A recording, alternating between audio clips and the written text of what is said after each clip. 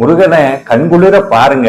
அவன்கிட்ட எதையும் கேட்க வேண்டாம், அவனுக்கு எல்லாமே தெரியும். நம்ம என்ன நினைக்கிறோம், என்ன பேசுறோம், எப்ப முருகான்னு வாய் சொல்லிருச்சோ, எப்ப குமரான்னு மனசு நினைச்சதோ, எப்ப முருகா கண்டான்னு நெத்து நிறைய ஊதி பூசணுமோ, அப்போதே அவன் அடியாருக்குள்ள ஒரு அடியாராக நம்மை தேர்ந்தெடுத்துட்டான்னு அர்த்தம். அதனால நம்மளுடைய குறைகளோ நம்மளுடைய கவலைகளோ அவனுக்கு தெரியாம இல்ல, நிச்சயமா தெரியும். இருந்தாலும் ஏன் இதெல்லாம் தீராம இருக்கு, ஏன் என்னை விட்டு இதெல்லாம் அகலாம இருக்குன்னா, இது எங்கிருந்தோ வரல, நம்மதான் ஏதோ ஒரு ஜென்மத்துல பண்ணது நமக்கு திருப்பி வந்திருக்கு. இருந்தாலும் இதை அனுபவிக்கிற விதத்தை நிச்சயமாக முருகப்பெருமான் மாற்றுவான். அதற்கு ஒரு வழியை காட்டுறதுக்காகத்தான் இன்னைக்கு நம்மளை கொண்டு வந்து இந்த அற்புதமான தைப்பூசத்தன்னைக்கு அவன் சன்னதியில நிக்க வச்சு அவனை பார்க்கக்கூடிய மிக பெரும் பேற்றை நமக்கு கொடுத்திருக்கிறான். அவனை பார்த்தா போதும், திருப்புகழ் பாடினா போதும், எல்லாம் முருகன் பார்த்துக்குவான். கவலைப்பட வேண்டாம், மனசஞ்சலப்பட வேண்டாம். ஒரே ஒரு உண்மையை தெரிஞ்சுக்கங்க, மனசு தடுமாறும் போது திருப்புகழ் துணை நிற்கும்.